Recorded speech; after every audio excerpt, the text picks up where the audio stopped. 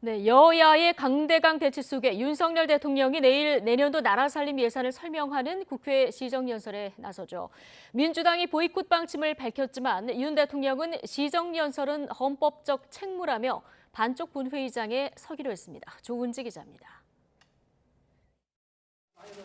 대장동 특검 수용과 대국민 사과 없인 국회 시정연설을 거부하겠다는 민주당의 으름장에 윤석열 대통령은 불편한 심기를 감추지 않았습니다. 거기에 무슨 추가 조건을 붙인다는 것을 제가 기억하기로는 우리 헌정사에서 제가 들어보지 못한 것 같습니다. 단호한 표정으로 시정연설의 정당성을 조목조목 설명하기도 했습니다.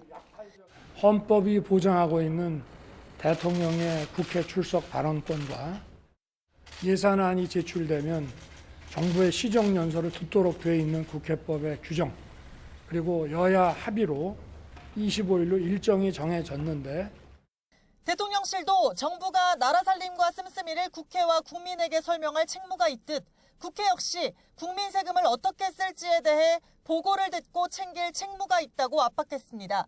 그러면서 윤석열 정부의 첫 번째 예산안은 재정 건정성을 유지하면서도 사회적 약자와 취약계층을 어떻게 챙길지, 미래 세대를 위한 역동적 경제는 어떻게 가꿀지 상세한 구상이 담길 거라고 예고했습니다. 하지만 오후 긴급 의원총회를 연 민주당은 윤석열 정권의 태도는 협치를 파괴한다, 헌정사에 다시 없을 야당 탄압이라면서 시정연설 보이콧을 확정했습니다. 피켓 시위나 규탄 구호 재창, 집단 퇴장 등 다양한 방법이 논의되는 가운데 구체적인 액션 플랜은 오전 10시 본회의 전까지 숙고할 것으로 보입니다. 협치는 끝났다라고 생각합니다. 그리고 야당을 말살하는 국민과 맞서 싸우려고 하는 윤석열 정권에 우리는 강력히 항의하고 규탄할 수밖에 없습니다.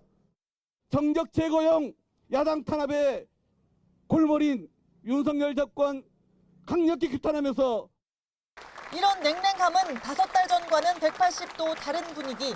지난 5월 코로나 추경안 처리를 위해 취임 엿새 만에 하늘색 넥타이를 메고 국회를 찾았던 윤 대통령은 의원 전원과 일일이 악수하며 연신 협치, 초당적 협력을 외쳤습니다.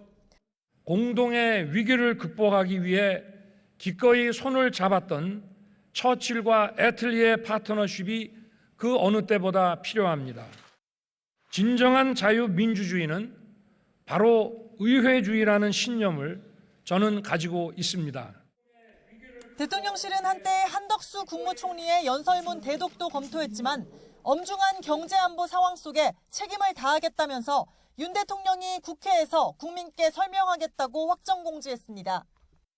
지금으로선 반쪽 이상이 텅 빈 썰렁한 본회의장에서 윤 대통령이 연설할 가능성이 큰데 대통령실은 뭐가 옳은지는 국민이 직접 판단할 거라고 언급했습니다.